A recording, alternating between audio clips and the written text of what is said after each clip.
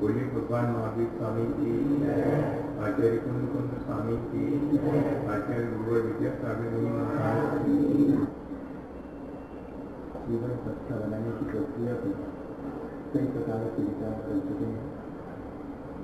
हमने अभी विगत दिनों में अपने जीवन को अच्छा बनाने के लिए कई कर्मों का जैसा स्वरूप आचार्य भगवंत ने कहा है उसको समझने और अपने जीवन में धारण करने की कोशिश की है।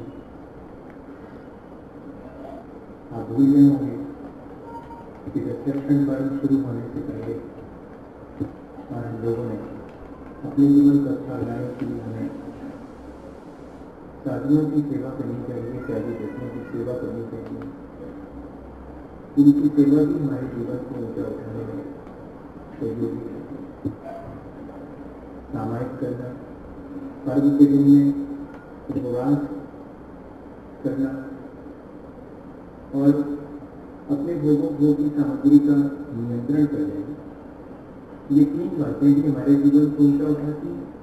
ये तीनों शिक्षागत हैं और चौथा शिक्षागत है वैयागत, जिसके अंतर्गत एक श्रावक क्या कर सकता है तो वो 4 प्रकार का दान देकर के अपने जीवन को ऊंचा उठा सकता है।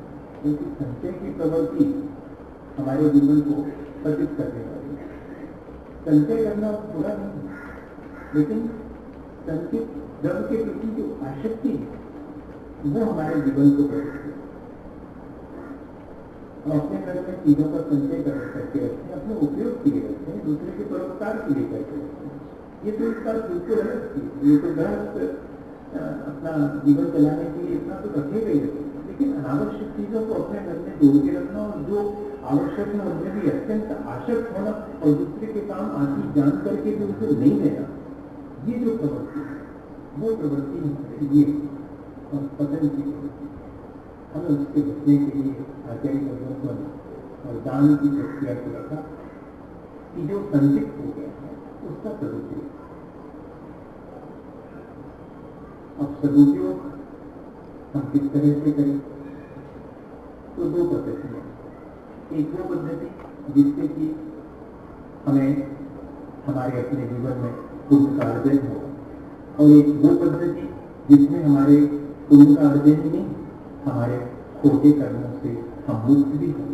दोनों पद्धति, एक पद्धति लौकिक है, दूसरी पारलौकिक। लौकिक पद्धति में हम अपनी जिम्मेदारियों से मुक्त होने के लिए और अपनी बेटी का आचार विचार, समान आचार विचार वाले को ब्याह करके उसे दान दे देते हैं। उसे क्या बोलते हैं? समदत्ती के नाम। ये भी दान है, समदत्ती। अपने समान आचार विचार वाले को अपनी बेटी और गृहस्थी का सामान देना। सकल दत्ती अपने श्रेष्ठ और योग्य पुत्र को अपनी कुल की परंपरा, अपने धर्म की परंपरा हैंडओवर कर देना कि भाई हमने यहाँ तक इस परंपरा को लाए, हमारे कुल में सब व्यसन नहीं होते, हम जिस कुल में पैदा हुए, हमारे कुल में रोज मंदिर जाने की परंपरा है, रात में हम नहीं खाते हैं, ये हमारी कुल परंपरा। आज हम आपको ये अपनी कुल परंपरा देते हैं। और इतना ही नहीं, हमारे धर्म की परंपरा है कि यहाँ पर हमेशा रत्नत्रय की आराधना की जाती है। हो सके तो रत्नत्रय को धारण करना, ना हो सके तो कम से कम रत्नत्रय की आराधना करना, ये हमारे धर्म की परंपरा है। वीतरागी भगवान, वीतरागी गुरु और वीतरागता का और अहिंसा को उपदेश देने वाले शास्त्र, इनके प्रति ही श्रद्धा रखना, ये हमारी धर्म की परंपरा है। और कुल की परंपरा है कि व्यसन नहीं करना, दिन में भगवान के रोज दर्शन करना, रात में नहीं भोजन करना। ये दोनों परंपराएं मैं तुम्हें सौंपता हूँ, ये सकल भक्ति कहलाती है। ये भी दान है, ये लौकिक दान है। ये पद्धति भी गड़बड़ा हुई, दोनों पद्धतियां गड़बड़ा। और दया भक्ति, जिसको करुणा दान कहते हैं, किसी भी जीव पर दीन दुखी को देखकर जो हमारे मन में दया भाव आती है और हम अपना द्रव्य जो हमसे बनता है वो हम उसे दे देते हैं, वो दया भक्ति कहलाती। ये 3 प्रकार के दान लौकिक दान के, इनसे हमारा मन प्रसन्न होता है। हम परोपकार की भावना बनाने से और पुण्य का अर्जन करते हैं। लेकिन इस तरह के दान से कर्मों की कोई योजना नहीं होती। लेकिन जब हम रत्नत्रय की साधना में लगे हुए त्यागी व्यक्ति जनों की सेवा में जुट जाते हैं, उनके लिए अपनी धन संपदा का उपयोग करना शुरू करते हैं, तब उनसे हमें शिक्षा मिलती है उस मार्ग पर चलने की। हमारे अंदर श्रद्धा जागृत होती, उसकी वजह से और हमारे कर्मों की निद्रा भी होती और उनका उपकार होने की वजह से हमारे पुण्य का अर्जन भी होता है। अनुग्रहार्थम स्वस्ताति सर्वोदानम विधि द्रव्य दात्री पात्र विशेषा तद विशेषा, 2 सूत्रों में आचार्य भगवंतों ने। और जो वास्तविक अलौकिक दान है, पारलौकिक दान है, इसकी चर्चा करें। इस चर्चा को आज हमको करना था। ये जो अपन ने की है तो पुराना रिपीट कर लिया है। हम जो पारलौकिक दान दें, वो पारलौकिक दान में हमें विचार करना पड़ेगा, पात्र और अपात्र का विचार करें। करुणा दान में पात्र अपात्र का विचार नहीं करना। हमें जिसके ऊपर दया आ गई, जिसके ऊपर हमारा मन हो गया, उसको हमने दे दी। उसमें कौन पात्र है कौन अपात्र है इसका हम विचार नहीं करेंगे। कहाँ विचार कर सकते हैं, दया आ गई है दे दिया। लेकिन अगर हम देखते हैं कि वो हमारी दया का दुरुपयोग कर रहे हैं, तब फिर हम नहीं देंगे। ऐसा भी देखने में आता है कि लोग फिर अगर किसी को देख लेते हैं, उनका सॉफ्ट कॉर्नर सबके भीतर होता है, वो देख लिया तो फिर उस पर बार-बार उंगली रखेंगे तो तकलीफदायक है। आपने देखा कि हम बहुत संवेदनशील हैं, आपने देखा कि हम दयालु हैं, तो फिर आप जब चाहे तब हमारी उस दया को भुनाने लगे, तो ये ठीक नहीं है। तो एक बार तो हमने दयापूर्वक दे दिया, फिर दूसरी बार जब हम देखते हैं कि हमारे साथ कोई विश्वासघात कर रहा है, तो हमारे अंदर दया ही नहीं आएगी, फिर वो दया से दिया गया दान भी नहीं देना। ऐसा मैंने देखा एक जगह पर, मैं वहाँ गर्मी के दिनों में था, वहाँ लोगों ने मुझे बताया कि महाराज मोहल्ले में और सब जैन लोग हैं, अधिकांश लोग, क्या हुआ कि वहाँ पर एक कबूतर का छोटा सा बच्चा, और ये पाप मम्मी का हुआ है, मरना करना था, तो उसको पानी पिला करके और काटा हुआ ना मम्मी का, दुरुस्त कर दिया। और एक जो बच्चा था उसके हाथ में था वो, तो उसके कहा कि देखो तुम उसको 116 रुपए और ये जो और पैसे देंगे, और किसी ने उसको 1 रुपये दे दी, किसी ने 2 रुपये दे दी। आप उसको लगा कि देखो अगर मैं इस तरह से अमाउंट जिसमें से काटा इन्होंने 5 रुपये इस तरह को लेता, 2-4 दिन के बाद फिर वो ऐसे ही अब तो अपने हाथ से उस कबूतर को पकड़ करके और थोड़ा सा घायल करके लेकर के ये ऐसा हो गया, इसके लिए ठीक करना चाहो तो इसके लिए कुछ पैसे तो 1 रुपये तो 2 रुपये। अब तो लोगों ने जाना तक में इसकी गजर में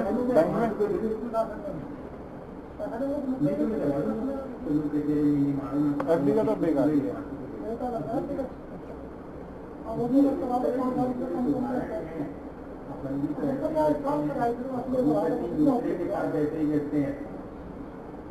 बड़े लोगों के साथ ऐसा करते हैं, उनका कोई चीज मालूम पड़ जाए तो फिर बाद में टेस्टाइज करके नहीं लेते हैं, वो करुणा नाम नहीं क्यों रहेगा, ये ध्यान रखना। वो तो एक तरह से ब्लैकमेलिंग हो गई। करुणा दान में हमारी अपनी संवेदनशीलता, हम भले उसमें पात्र का विवेक नहीं करते हैं, लेकिन सावधानी रखते हैं तो ऐसा ना हो कि अपात्र के पास हमारा धन पहुंच जाए। लेकिन जो पारलौकिक दान है उनमें तो पात्र का विवेक आवश्यक है। तीन तरह के पाठ होते हैं, उत्तम, मध्यम और जघन्य। जो सदाचारी हैं और सत्य देवता रखते हैं, महाव्रतों का पालन करते हैं, वे उत्तम पात्र हैं।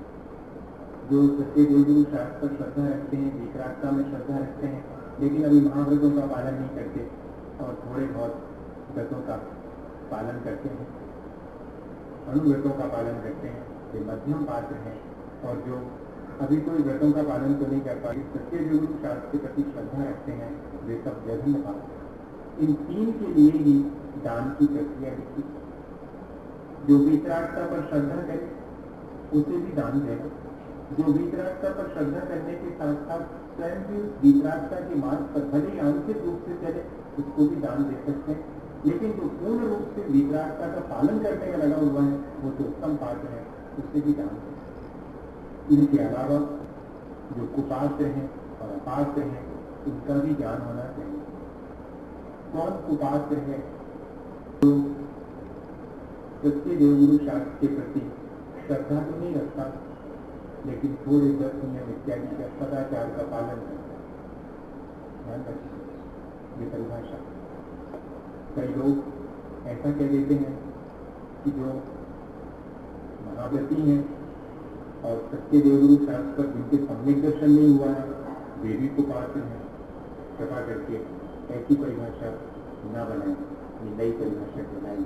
परिभाषा जो उससे लिखी है कि जिनकी विकरागता के प्रति श्रद्धा नहीं है लेकिन सदाचारी है, वे कुपात्र। अपात्र कौन है? जो न सदाचार का पालन करते हैं, न जिनकी विकरागता के प्रति श्रद्धा है, जो दुराचारी है, व्यसनी है, वे अपात्र।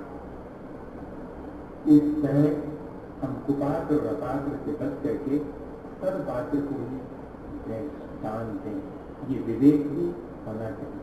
आज वर्तमान में ऐसे ही समझ में आएगा, वर्तमान में मजबूरी में हम किस किस को दान देते हैं, हमारा कितना पैसा मांसाहारी के पास पहुंचता है, कभी विचार किया? कितना पैसा हमारा छोटे कार्य करने वाले के पास पहुंचता है, कभी विचार किया? जबकि हम जानते हैं, लेकिन इसके बावजूद हम ज़्यादा आपसे खोल करके कहेंगे तो आपको थोड़ा हो सकता है कि अच्छा नहीं रहेगा, लेकिन कर तो यही रहेगा, बाजे चाहिए, वो जहाज के बाद बाजे चाहिए।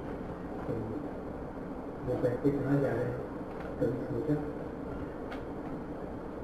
कभी सोचा नहीं? एक उदाहरण है, और भी बहुत सारे ऐसे उदाहरण हैं। ऐसे व्यक्ति की दुकान से सामान खरीद रहे हैं जिसके यहाँ अंडे बेचे जा रहे हैं, उसके यहाँ से आप सामान खरीद रहे हैं, इसका मतलब है कि आप उसके अंडों का समर्थन करें। ऐसी होटल में जाकर के भोजन खरीद रहे हैं जहाँ की मांसाहार बन रहे हैं, आप उसे पैसा दे रहे हैं, आप जानते हैं ये मांसाहार करने वाला है, ये दुराचरण करने वाला है, उसके यहाँ से आप सामान खरीद रहे हैं। मानिएगा कि आप इस तरह से अपने हाथ से जान बूझकर अपना अहित करें, ये अपात्र को समर्थन देने का काम है। इसलिए ये चीज भी जानने की, अकेले मुनि महाराज को दान देने अकेले मात्र से काम नहीं करने वाला, ये भी ध्यान रखना पड़ेगा कि मुनि महाराज को तो दान दिया है, वो सदपात्र को दान देने से आपको पुण्य का अर्जन होगा, कर्मों की निद्रा भी होगी, लेकिन साथ साथ अगर आपका, हमने देखा है कि ऐसे ऐसे लोग भी हैं जो एक तरफ गौशाला का टीका काटते हैं, दूसरी तरफ उद्घाटन की है। हेलो, क्या कहेंगे इस तरह के लोगों को? और उनको हम आराम से और अपने यहाँ पर अच्छे से आमंत्रित करते हैं और उनको माला पहनाते हैं, उनका सम्मान करते हैं और उनको हम नेताजी कहते हैं। मोक्ष मार्गस्थ नेताराम लिखा जरूर है, लेकिन हम तो मानते किसी और को ही होता है। सभा में अगर नहीं आए तो मजा ही नहीं आता। ये जरा विचार करना, मैं तो कोई उलाहना नहीं दे रहा हूँ आपको, लेकिन अपन सब बैठ के विचार कर रहे हैं, आपके साथ मैं विचार कर रहा हूँ कि क्या कर रहे हैं अपन। जरा सोचिएगा, दान की प्रक्रिया को हमने किस तरह से चेंज कर दिया और हम किस किस चीज का समर्थन कर रहे हैं। हमें इस बात की सावधानी रखनी है। कि जो भी हम अपने जीवन में दूसरे के लिए देते हैं, उसका समर्थन करते हैं, वो सब हमें सदुपयोग में जा रहा है या नहीं जा रहा। पुराने लोग बैंक में पैसा जमा करना पसंद नहीं करते थे। क्यों? क्योंकि बैंक से पैसा पता नहीं किस पॉलिटी फॉर्म में जाएगा, प्लस किस कॉर्पोरेट हाउस में लोन में जाएगा, किस फॉर्मिंग के लिए लोन में जाएगा, पता नहीं किस बेईमानी के धंधे में मेरा ये पैसा लगेगा। इसलिए अपने किसी साधनी को दे देते थे कि थोड़ा सा ब्याज दे देना और अपने अच्छा धंधे में लगाए रखना उनको। इस तरह ये क्या चीज थी? ये उनका सोच था कि मेरे द्वारा कमाई गई संपत्ति और वो मिसयूज न हो।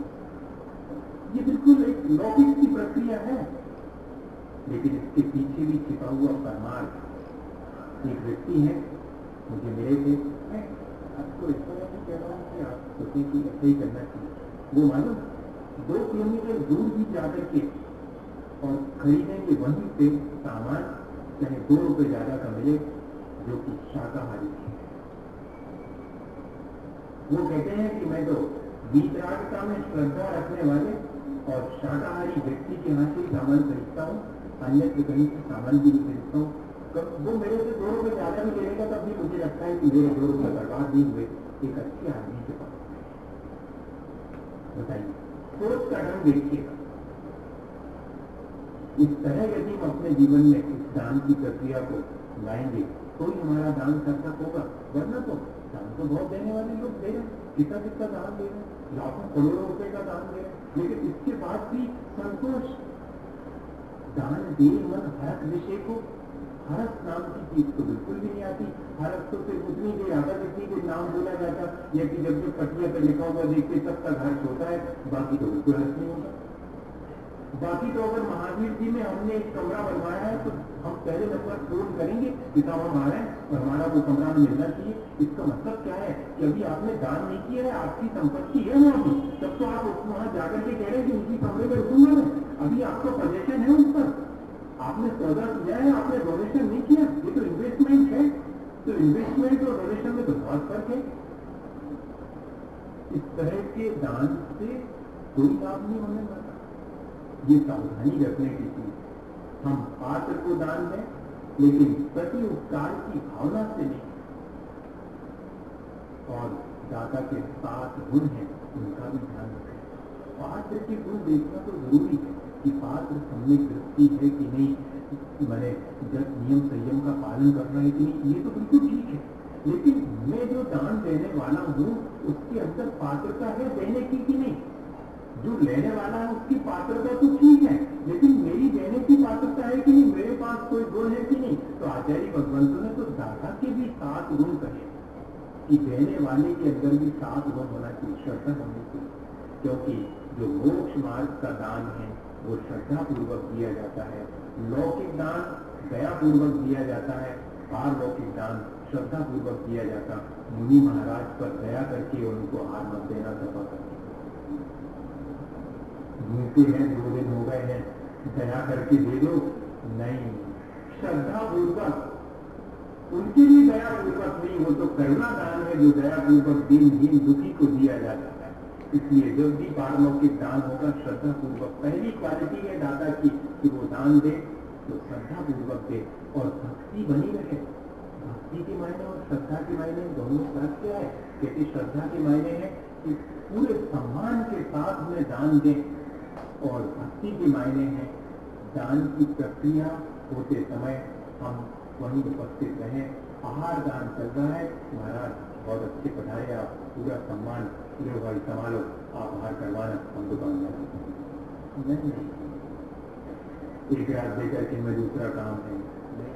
जब तक वे हैं तब तक हम उनके पास रहेंगे, उन्हें उनके स्थान तक छोड़ने जाएंगे। ये भक्ति के साथ श्रद्धा भक्ति। फिर विवेक, विवेक तीसरे नंबर पर रखा हुआ है कि क्या देना है क्या नहीं देना है। विधि द्रव्य दात्री पात्र विशेषार्थ तद विशेषा। दान में विशेषता तो जो दिया जा रहा उससे आएगी, उनके उपयोग में आने वाली चीज। दांत तो है नहीं और चने देवा, तो ये वाला दान नहीं कहलाएगा।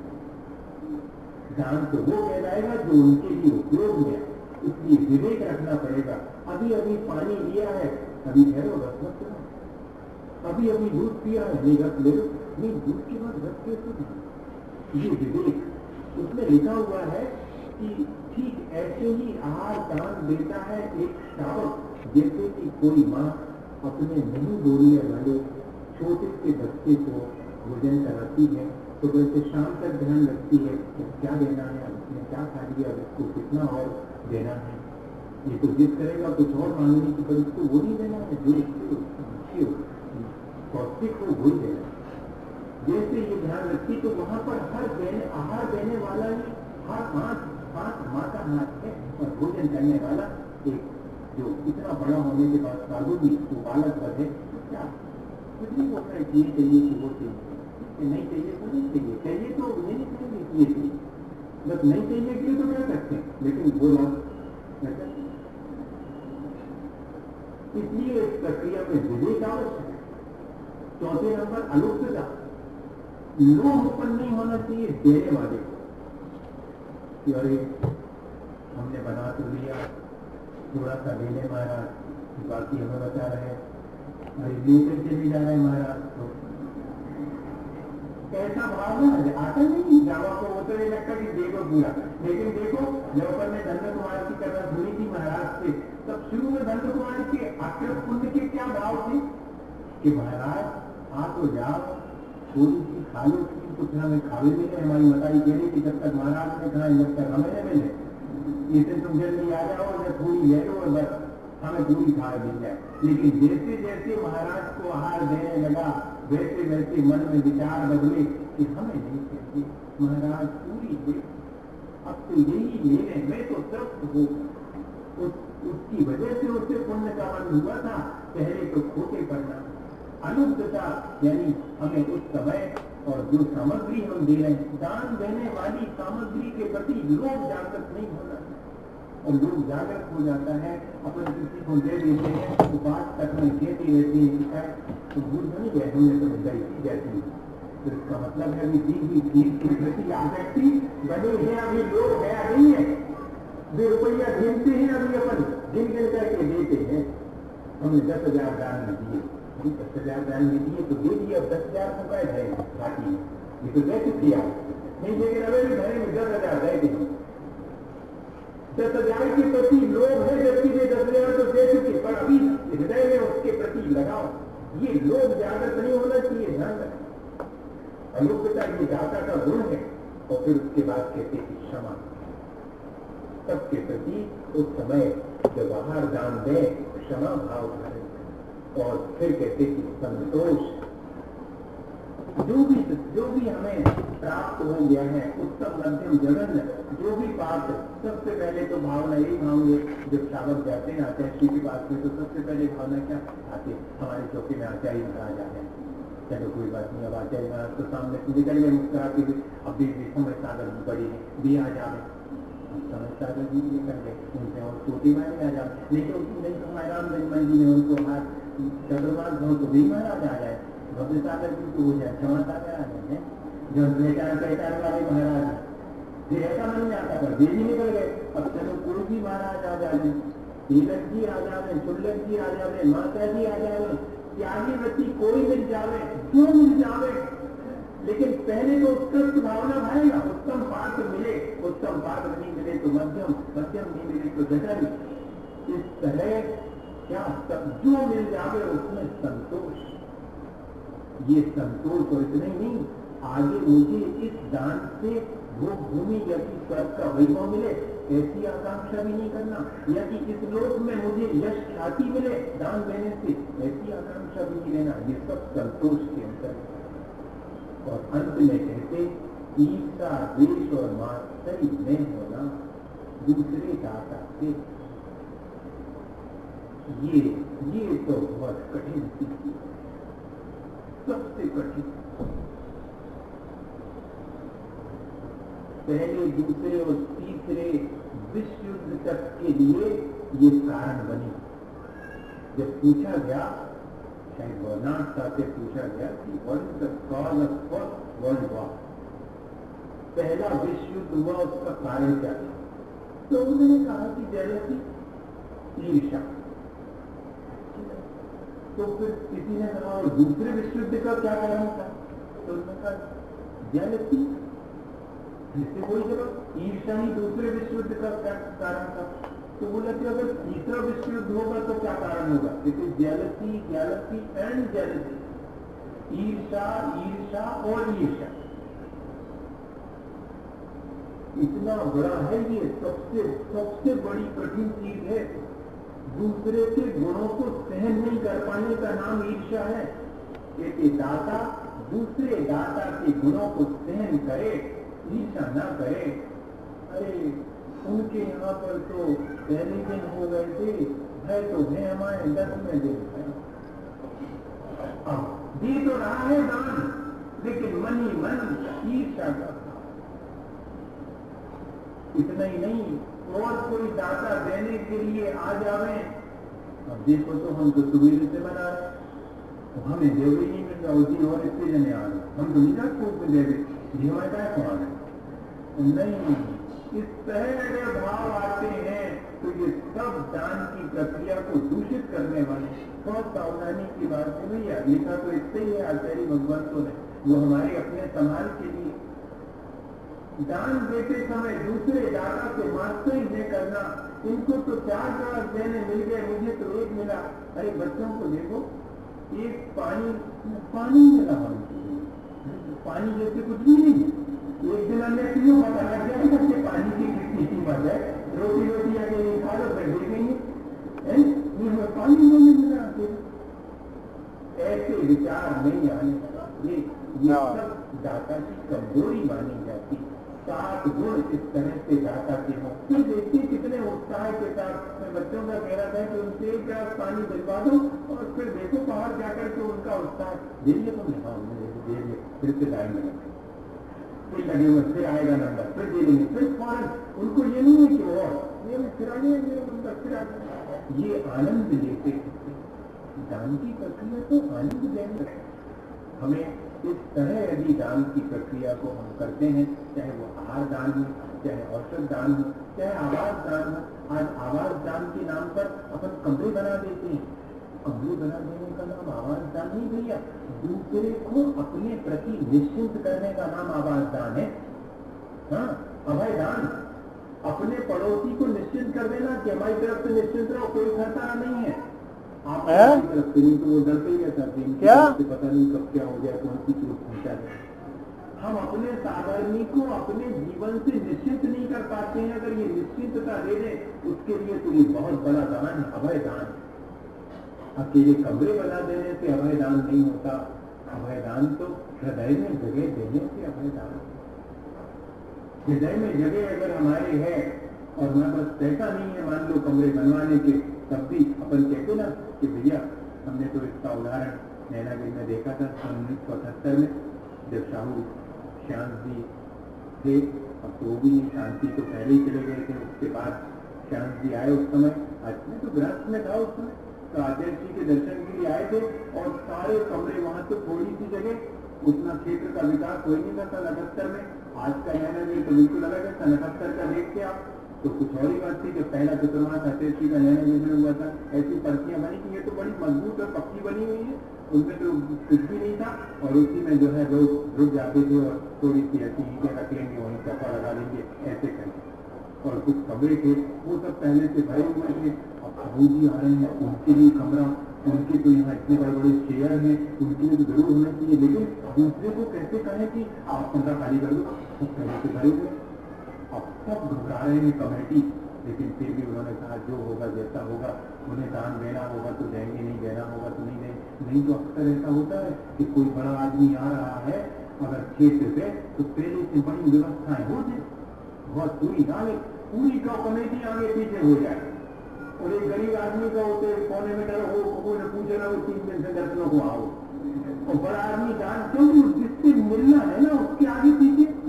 आपके भोजन हो गए, आप कहाँ पर रुके, आपको कैसा क्या, और कोई व्यवस्था तो नहीं, यहाँ पर कैसा लगा आपको, हमने हमारी ये योजना है, हमारी योजना है, सब बताने में लग जाए। यही तो देखते हैं अपन, यही तो है दान आजकल का वर्तमान में, है ना। अब वो